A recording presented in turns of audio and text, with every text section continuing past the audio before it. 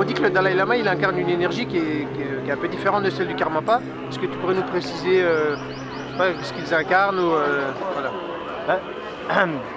Il y a le Dalai Lama, donc il y a l'aspect historique, le rôle du Dalai Lama politique au Tibet. Il y a aussi l'aspect, le rôle du Dalai Lama, du Karmapa aussi au Tibet. Maintenant, au niveau de la manifestation, bon, ils sont connus comme étant tous les deux des manifestations de Chenrezi, mais les Karmapas sont aussi indifférenciés du protecteur Dharnakshen, du protecteur Mahakala. Donc, on va dire les Karmapas ont en général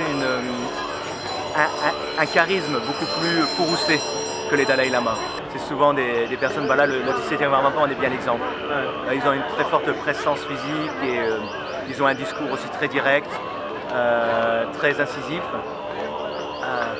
Maintenant, bon, au niveau de l'impact du Dalai Lama, le Dalai Lama a été mis en une institution comme étant le leader spirituel du Tibet.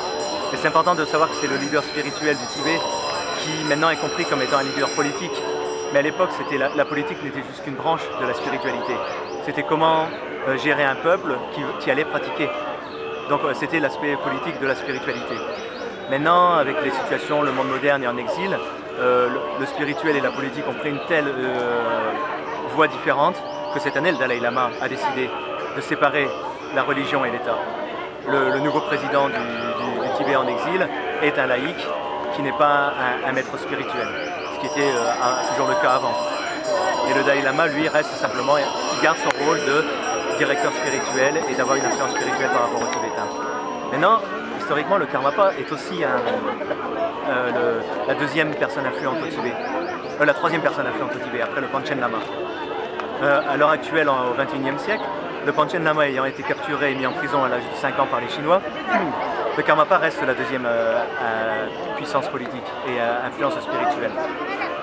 Ce qui fait que quand il est arrivé en Inde, le Dalai Lama a pris ce Karmapa sous son aile, lui a donné beaucoup d'éducation.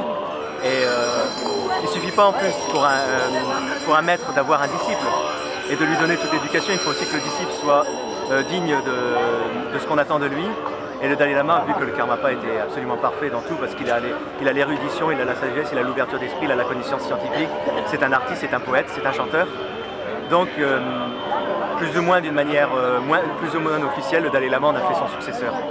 Mais ce n'est pas un successeur politique, c'est un successeur spirituel.